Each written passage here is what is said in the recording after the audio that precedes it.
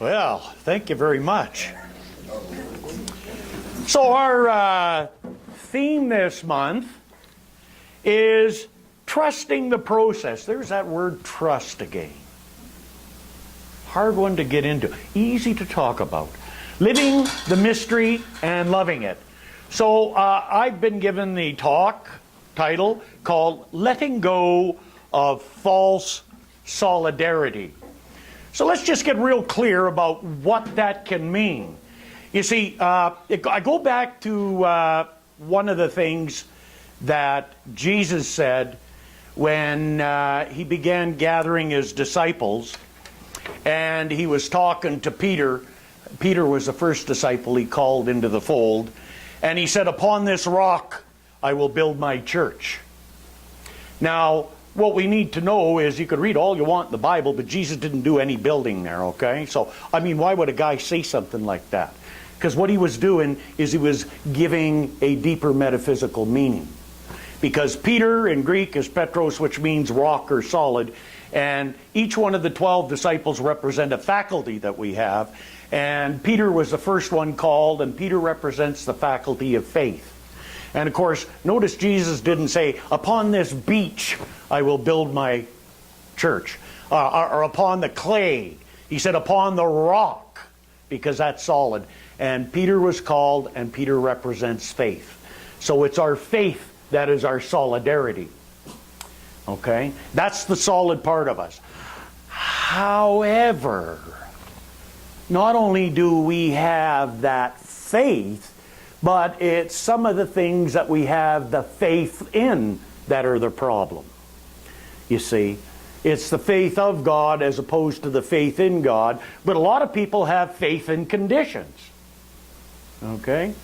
For example, I could do anything I want if I only had the money. That's my position. Once I get the money, I can do it. Has anybody here ever had that position? A few that didn't. Yeah. Okay? So that's a false idea. Okay? That's one of the ones we created. So part of letting go of false solidarity is to realize that we have a position. Okay? And we believe in our position, and we have faith in it, whether sometimes we know it or not. We keep going over the same things, and that our declaration is our faith. And that can be a false idea. For example, one of the ones that I used to have, notice they said used to, was I used to have this idea that, I really don't really want to say it, but it's true. I used to have the idea that the medical profession was not a very good thing, because all they ever did was deal with the effect. Let's just patch up the effect and then send them out again. They never dealt with the cause to get back down to the root of it. So there's no way I'm ever going to do anything with the medical profession. I'm going to go use all the alternative stuff and learn what I need to learn and take care of it naturally. Anybody got that? Okay, now that's a false idea. That is not a really good idea, but that was part of my foundation. You got to look at what you got as your foundation, because that solid foundation is not only the spiritual stuff. There's a lot of stuff on that rock that isn't part of that rock. And it will begin to crumble and chip and fall away, and you're going to slip off your rock and hurt yourself a couple of 3 or 4 times. Okay? That is a false idea. The medical profession has its place. And it's there to deal with specific needs. Now, I never needed it much, except for years ago when I was young and stupid. But there I was last year in a crisis, in an emergency situation, happened to take an emergency flight back from Italy and go to the hospital to get fixed up. And there was no way that anybody, including the medical profession or anybody else, could have diagnosed correctly what my issue was. To start out with, was my stomach had twisted. And it had been like that for 25 years, and it never showed up on any of the CAT scans or anything that I did, no matter what I did, trying to find it out, so nobody knew. And of course that seized up, and I had what they called an incarcerated paraesophageal hernia that put me in the hospital. And they went in and they fixed that up for me. And, I still have the opinion and the belief that I'm going to do everything I can in the affirmative and the non-medical way to advance myself physically. And I still have that position. And I believe that position. And I think that's a good position I have. However, I've chipped away that old one about my medical profession, because I am eternally grateful that they were there for me when I needed it, because if not, I wouldn't be here talking about it. It's that simple. Okay? So one of the things that we need to do is to begin to examine our position. And you got to remember one thing that's really important. No matter what, you always get to be right. Always. See? Some people say, well, that's not true. I like to be wrong. You like to be right about being wrong. Okay? So remember, you always get to be right. It doesn't matter. You always get to be right. So then the question that we need to take with us today is, what is it that I want to be right about? That's where the false solidarity comes in, is being right about things and feeling smug about it, and they really don't mean anything. Do I really want to be right about that? Or do I want to be healed and move forward? And we protect those. I call some of those things sacred cows. Moo! There's some of those positions that we put ourselves in. We could be a very good individual. We could say we follow the spiritual principles. We could follow the teachings of Jesus, who said, judge not, lest ye be judged. And then right away we're out there, what an idiot that guy is. Where did he get his license from? Cracker Jacks? Has anybody ever done that? Just as soon as you leave church, you get out there and then there's, and they were right on them, and they may have got them from Cracker Jacks. In fact, they may not even eat Cracker Jacks. They might just have found their license. I'm sure that happens with some of them. But we get into judgment, and then over here we're saying judge not, and then we say, oh, well, that's not judgment, that's a fact. Yeah, it might be a fact, but our energy towards that takes us away from that which we're in control of. Hey, there you go. There's that C word. Control. When I was in the hospital, as I shared, the only one thing I was in control of was my attitude. And I made a commitment to myself for the 24 days I was there to be in control of the one thing I could be in control of, because I was a control freak and I couldn't control nothing else. And that's really disturbing. And the one thing that if you have control issues, that you could be 100% control of is your own attitude. That's the only thing that I could be in control of. And believe me, you could ask Anna, that was a big job for me just to stay in control of that and work with it. Whoo-wee! So we got to deal with these sacred cows. These are old things that we were told when we were a child that we might not be conscious of, that we carry within us. So maybe our parents told us that, oh, don't do that. Only stupid people do that. What a stupid thing to do. Or how stupid could you be? So we grow up believing that I am stupid. That's one of our sacred cows. But you see, if we believe it, we have to go out and prove it. So we go and do stupid things to get to be right. Yeah, I'm stupid. Look at that. Okay? And, yeah, you get to be right about it. You are. And it's even stupid for believing that. Okay? So we want to release and look at those sacred cows. Another point here is, don't walk with dead dogs. Dead dogs stink. Bury them. When was the last time you saw somebody walking down the street with a leash and dragging along a dead dog? Anybody seen one? Well, no, you don't physically see that. So let's talk about it in practicality. When was the last time you saw somebody walking along with just wrapped up with something that happened to him in the past? Professional awfulizers. Gee, that was awful. They're looking for the people to say, gee, that was awful. They're awfulizers. We're all awfulizers because we bring these dead dogs that have dead, instead of burying them, we drag them along, and some people like to get mileage out of them, so they take them along till the flesh rots off and the bones are bleached white, and they're dragging the skeleton along, but they still do it. Okay? Sometimes we have to learn to let go. It's even more difficult when we're in a challenging position. I had a conversation yesterday with a friend in the foothills, and she's up there, just got a nasty diagnosis, life-threatening situation. So she called me to come up and wanted to do a healing meditation with her. And so, you know, one of the things I was talking about was talking about the situation. When you've got a life-threatening situation and you're sitting there and you're a spiritual person, it is really difficult to focus in, I am whole, perfect, and complete in all ways, and I experience that healing, which is the truth at the spiritual level. But when you're dealing with all this other stuff strapped on you and treatment and that, the mind just doesn't want to stay there. It wants to go back here. So what I told her, and it's really important, is when you're on this path and you're dealing at moving forward, and then all of a sudden you start getting these protests from the mind that wants to take you to the opposite direction. What we do as spiritual people, because we know better, we try to deny that and fight with it and bring ourselves over here. So we have that struggle. And yeah, that'll work. However, somebody calling me? Oh.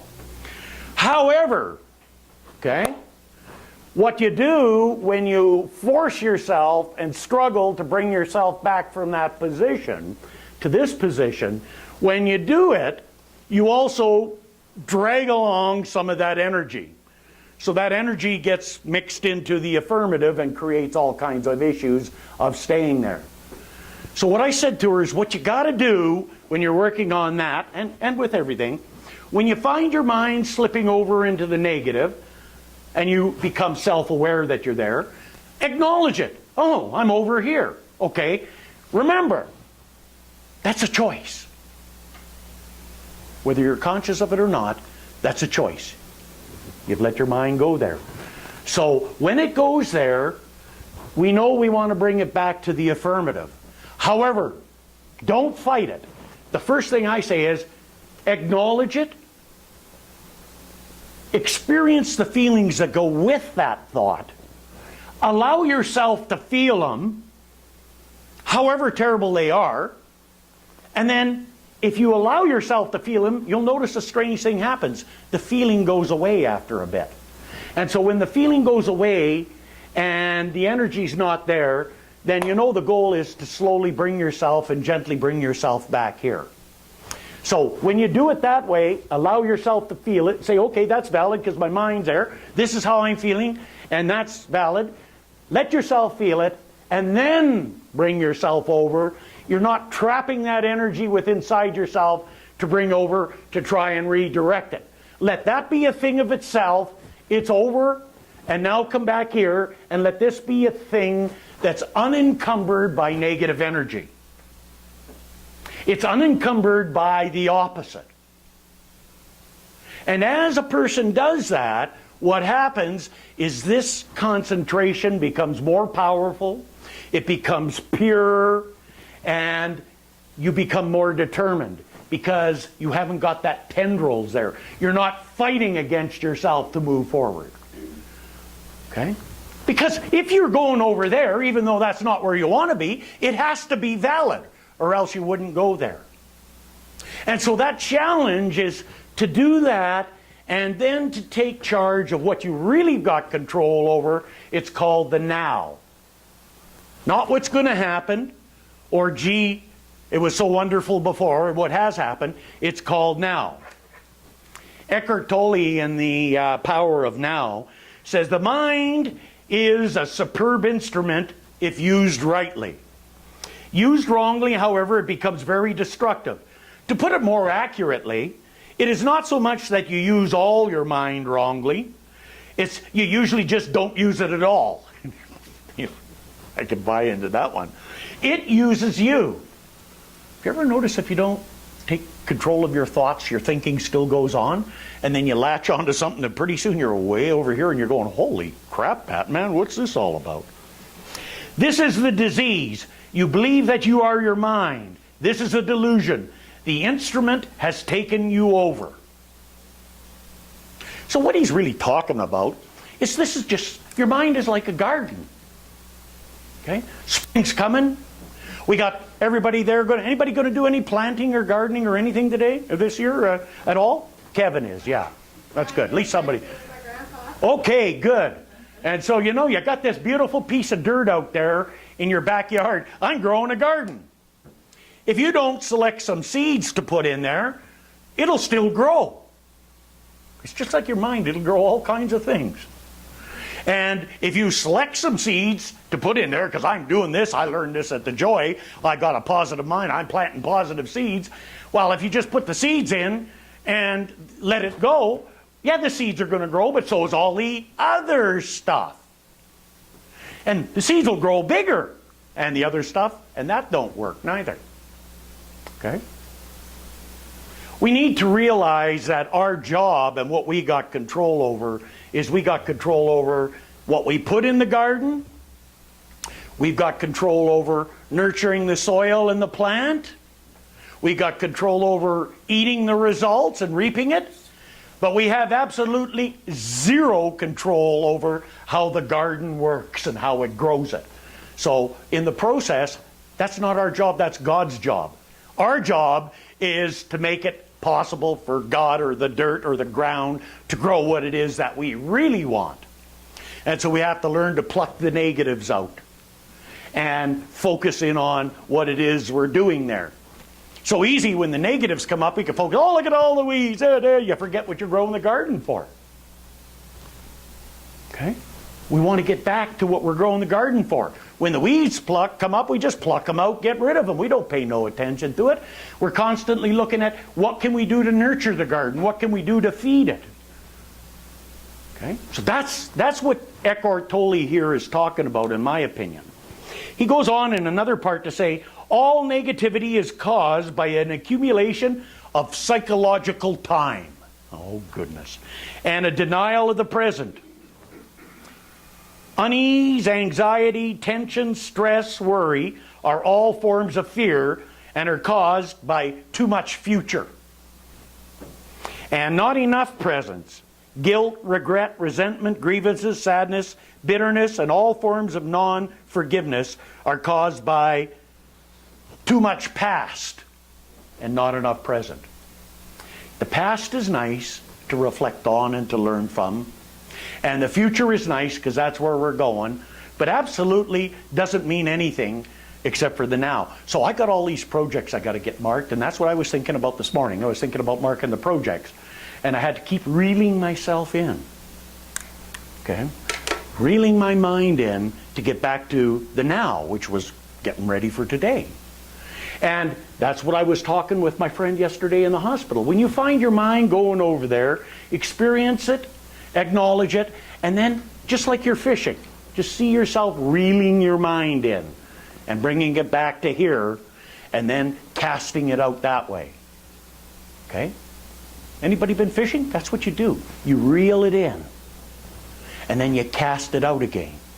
Do you cast it back where you were? Not unless you had a bite. You cast it somewhere else. And your mind has got to be the same thing as operating yourself when you're fishing. You throw it out there, that's where it is, and if you don't like it, you reel it in slowly. The harshness of trying to bring it back without that gentleness creates all kinds of problem with the energy flow.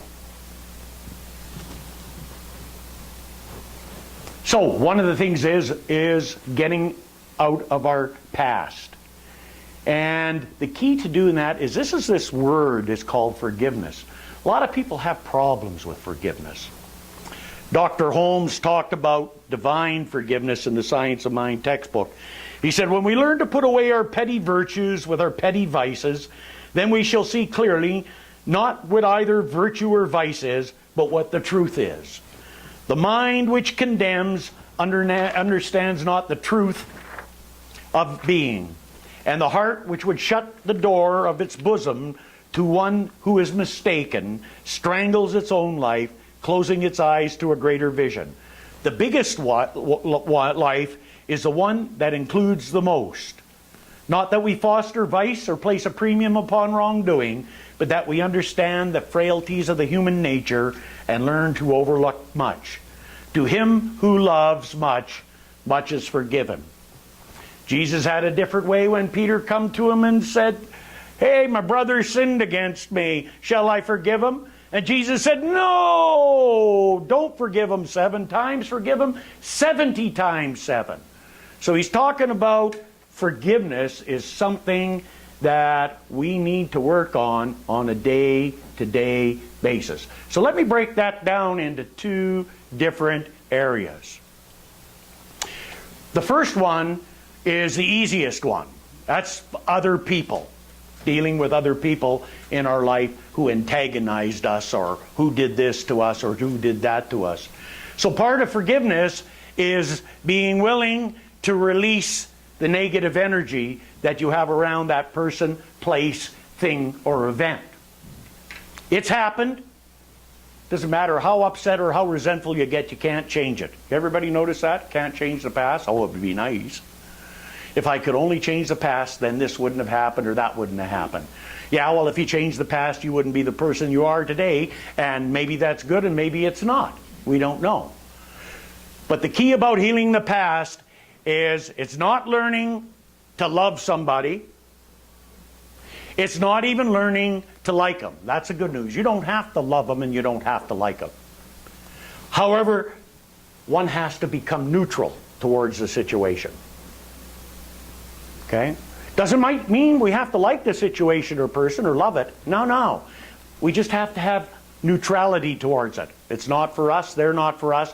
But we need to get rid of that negative energy because we carry it around within us. Remember one time I had this nice lady come to me, very proper. And she had an issue. She said, yeah, I saw my ex-husband the other day in town walking down the street, and I tell you, I just wanted to do him right in on the spot. I said, your ex-husband? She said, yeah. I said, how long have you been separated? 10 years. And then I said something, I says, well, I hate to tell you this, but you're still married to him, and you still take him home every night and sleep with him. I'm not going to tell you the words she spoke to me because I was quite taken back. I never thought a lady that was that proper would say those words. But of course, in this business, when you talk the truth, people come for counseling, you get called that a lot. So you just have to get used to it. But it was very interesting because, you see, she was still married to him. Yeah, well, no, they weren't living together, but she still had that energy towards him. So our job was to work towards freeing herself from that. Do you mean I have to love him? No. You don't even have to like him. Oh, well, this is getting better already. Okay? Okay? So we've got to release that negative energy. It doesn't mean what happened was right or wrong or indifferent. It just happened. It's up to us to work at releasing that because it's only going to get harmful in our way today of life. And you know, how many people, when you're feeling really good and at the top of the game, you go out and share that with people you care about? You share that with people? When you're loving and you're feeling great, you share it with people you like. Well, guess what? When you're full of resentment, you also share that with people you love too. Because it has to be shared if you're carrying it. So if you really want to love your family and your friends and your children and your spiritual community more, we have to learn to release and let go of that energy. That's the easy one. Now we're going to talk about the hard one. The hard one is that person that you see in the mirror. How do you feel about that person in the mirror? What do you constantly say in your mind about that person in the mirror? The biggest step in forgiveness is to forgive ourselves for, to put it bluntly, our stupidity of putting ourselves down and calling ourselves all these things and what's wrong with us. You know, that's where the real trouble comes in. If we could only succeed in our journey of dealing with how we treat ourselves, because however we treat ourselves, we're going to take it out on other people anyhow, so we might as well learn how to treat ourselves decently inside and care about ourselves and be gentle and get off our old position. Get off that old false solidarity back to the real solidarity of that spiritual source inside and work from that place. And be okay with who and what we are. If you think that you're going to do this and not make any more mistakes or look at the mirror and call yourself stupid, well, you are. You're going to do that. That happens. That's life. I mean, I got 35 years experience and I still do stupid things. I call them bonehead things because I'm more sophisticated now. Okay? And Anna's always correcting me when I do that, which is right, although I don't like it, because nobody likes to be corrected when they're wrong and they know they are. What is she corrected to? She just tells me that the right truth is that it's not true. I'm not a bonehead. I'm okay. Oh, okay. So I'll buy into that. So that's what we got to look at. And so if you hear yourself in your mind listening to this and you're thinking, yeah, that's fine, but, well, if anybody had an if or but lately today in this session? An if or but? Remember, if ifs and buts were candies and nuts, I guess it'd be time for Christmas. Okay? So sometimes we just have to get off our butts and move on with it. I got a little thing here that I'd like to read. It's called Yesterday, Today, and Tomorrow. This is one of my favorites. And I guess I must have needed it. Yeah, I do. That's why I got it out. There are only 2 days in every week about what we should not worry. 2 days which should be kept free from fear and apprehension. One of these days is yesterday, with its mistakes and cares, its faults and blunders, its aches and pains. Yesterday is past forever beyond our control. Oh God, there's that C word again. All of the money in the world cannot bring back yesterday. We cannot undo a single act we performed. We cannot erase a single word we said. Yesterday is gone. The other day we should not worry about is tomorrow, with its possible adversities, its burdens, its large promise of poor performance. Tomorrow is also beyond our immediate control. Tomorrow's sun will rise, either in splendor or behind a mask of clouds, but it will rise. And until it does, we have no stake in tomorrow, for it is yet unborn. This only leaves one day, today. And any man can fight the battles of just one day. It's only when you and I add the burdens of those two awful eternities, yesterday and tomorrow, that we break down. It's not the experience of today that drives men mad. It's the remorse or bitterness for doing something which happened yesterday and the dread of what tomorrow may bring. So let us therefore live, but one day at a time. Now, people always say to me, well, what about planning? Well, yeah, failing to plan is planning to fail. However, the proper plan, and this is the one that Anna and I work with all the time, is we set the goal and the destination, and we work the plan, but there are no attachment to the outcome. We've got to move from being attached to the outcome. Because being attached to an outcome is a limitation. Because you're saying this is what we want and nothing else. I know that whenever we've got into a position of working on something, if we remain non-attached to the outcome, it very seldom turns out exactly like we thought, but when it turns out, it's always better than we thought. Because the Spirit will never give you less. I've got a good example. This is one of my favorites.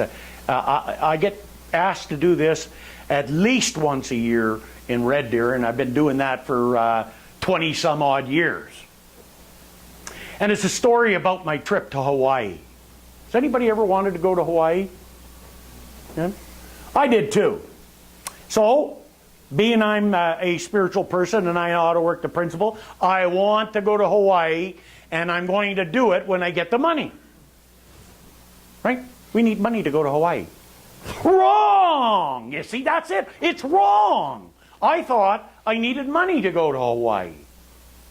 So my focus for 5 years was getting the money to go to Hawaii. Wrong idea. I was attached to the outcome. I was attached to having money to go. I realized that one day after 5 years of not getting to go, because it usually doesn't take me that long to demonstrate something.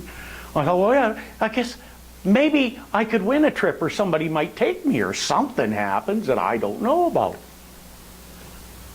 New revelation. Take the attachment off. Take the restriction off. I don't care where I go in Hawaii. It doesn't have to be Oahu or the Big Island or Maui Wowie or any of that. I just want to go. I took that off and I said, I'm going to Hawaii. Case closed. In a few months, within 6 months of doing that, I got a call from the minister of the Honolulu church, Helen Street at the time, and she said, Doug, I've been hearing about this strategic planning process you're doing. Do you think you could find some time to come over to Hawaii and do it with our board? I said, I think I could fit it in. She said, well, you're over here, would you do a Sunday talk and maybe a class? I said, I think I could fit that in. She says, I hate to ask, but you know we got a new church on the Big Island over at Hilo. I'm wondering if you could do the same for them while you're over here. I said, yeah. So I spent 17 days in Hawaii, 2 islands, had a ball with the locals, that's what you want to do, all kinds of fun. Got home, paid my bills. I had $1,500 US left over. I got paid to go to Hawaii. Not once, twice. I've never been there other than those 2 times. Not that I'm looking for somebody to pay me for the next trip. I just want to go again and take Anna. I don't care how or what. We're just going, right? Okay? Very, very powerful lesson. One of the greatest lessons of my life about being attached to outcomes and being attached to what it looks like there. Remember, it's not our idea, it's not up to us to say how that plant is going to grow. It's up to us to select the seed, the proper seed, without any restrictions on it, saying it has to grow here and not there. And to nurture the soil the best that we can, and to take care of the plant the best we can. But the growing, this is the how-to, by the way, is out of our jurisdiction. That's none of our business. That's God's job. Yes, we got to step into action. We start, as Franklin Delano Roosevelt said, we start where we are with what we can now. And then the rest is given to us. I had no idea that anybody would want to pay me to go to Hawaii. If you'd have said that, I'd have poo-pooed it. And they'd still be stuck wanting to go to Hawaii. Okay? So remember, we've got to get off our position.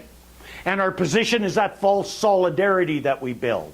It's the faith we have in conditions rather than the faith that we have in spirit. And that's what's got to crumble away and strip away from the false nothingness that's here that we've created. That's our job, is to do that. Our job isn't to say how it has to happen. Our job is to do that and believe in that possibility and do what we can right now to advance ourselves, and also to make sure that we're not taking 5 U-Haul rent-a-trucks along with all the garbage that we've got in it from the past that we're going to take along just in case. We just moved into a place and we're unpacking some stuff that's been 10, 15, I think it's 20 years it hasn't been unpacked. So we're getting rid of some stuff and using some old stuff. Okay? And that's what we got to do in our life. We got to get rid of stuff. People call it other things, but I'll call it stuff today. So I know for you, as I know for myself, that as we go into this journey, we do so with a willingness inside of ourselves and a knowingness that we already are enough. We don't have to become or be anything in order to experience peace, prosperity, and fulfillment and happiness. That's our divine birthright. And the only one thing that prevents us from experiencing it in all of its glory is those false ideas that we built and hold inside of ourselves, our sacred cows. It's not about what we can do or what we can have. It's about what we are and what we experience with what's around us. That's the true meaning of prosperity. That's the true value of life. And you can get greater greatness out of that than you can taking a rocket to the moon and back. Why? Because you experienced wholly the gifts that are around you.